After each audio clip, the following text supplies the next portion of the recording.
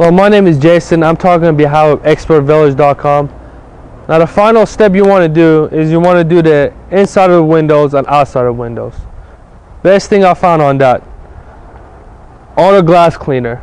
You have to use this because if you just want to use water and a rag, it's going to leave white chalk water spots all over your window. It's never going to go away unless you use this. This got amino acid in there, specially made for windows. What that does is remove the chalks and particles from the window. You just simply spray it on, just like that. And you want to get a rag, you just wipe it off and it'll remove all the streaks and chalk particles from the window. You have yourself a show finish window. Perfect.